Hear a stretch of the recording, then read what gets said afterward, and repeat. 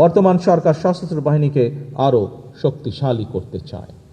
আমাদের সরকারের ভিশন হলো একটি আধুনিক, প্রযুক্তি নির্ভর এবং দ্রুত প্রতিক্রিয়াশীল সমন্বিত বাহিনী গড়ে তোলা।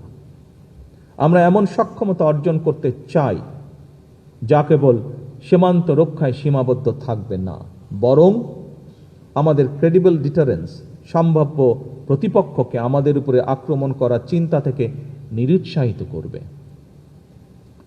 আজ এবং আগামীর বৈশ্বিক চ্যালেঞ্জ সামনে রেখে জনস্বার্থ ও সার্বভৌমত্ব রক্ষায় আমরা প্রতিরক্ষা নীতিকে সম্পূর্ণভাবে ঢেলে সাজাতে চাই।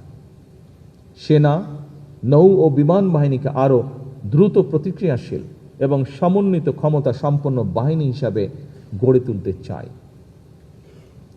দেশের প্রতিরক্ষা ব্যবস্থাকে আমরা এমনভাবে উন্নত করতে চাই যাতে জাতীয় সার্বভৌমত্ব রক্ষায় একটি বিশ্বাসযোগ্য এবং কার্যকর প্রতিরোধ ক্ষমতা গড়ে ওঠে।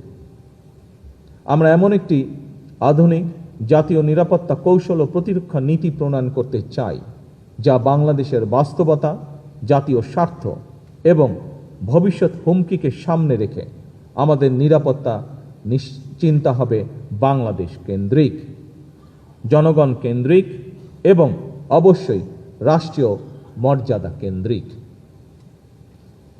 সম্মানিত উপস্থিত অফিসার্স এবং সৈনিকবৃন্দ, আপনারা নিঃসন্দেহে অবগত আছেন সশস্ত্র বাহিনীকে আধুনিকরণের জন্য ফোর্সেস গোলের প্রাথমিক ধারণা এবং কার্যক্রম 2003 সালে বেগম খালেদা জিয়ার সরকারের শাসনামলে শুরু হয়েছিল। আমাদের লক্ষ্যের কোনো পরিবর্তন হয়নি। আমরা এমন একটি সেনাবাহিনী গড়ে তুলতে চাই যা হবে স্মার্ট, প্রযুক্তি নির্ভর, দ্রুত প্রতিক্রিয়াশীল ও যুগ উপযোগী, যেখানে আমাদের ফাইটিং আর্মস হবে আধুনিক, সজ্জিত ও উচ্চশিক্ষিত, ম্যানুভার সক্ষম এবং দ্রুত মোতায়েনযোগ্য। একই সঙ্গে আমাদের গোলন্দাজ শক্তিকে আরও নির্ভুল, দূরপাল্লার ও প্রযুক্তি নির্ভর এবং আকাশ প্রতিরক্ষা ব্যবস্থাকে আধুনিক, বহুমাত্রিক ও কার্যকর করে গড়ে তোলা হবে। আমরা ড্রোন টেকনোলজি, স্যাটেলাইট নজরদারি এবং ইলেকট্রনিক যুদ্ধের সক্ষমতা বৃদ্ধির মাধ্যমে আমাদের প্রতিরক্ষা ব্যবস্থাকে অবেধ্য করে গড়ে তুলতে চাই।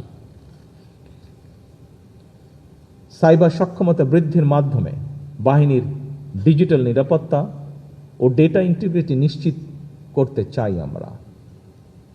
সেই সাথে আমরা আধুনিক ও স্মার্ট সমরাস্ত্র যুক্ত করার মাধ্যমে সেনাবাহিনীর সক্ষমতাকে অন্য উচ্চতায় আমরা নিয়ে যেতে চাই।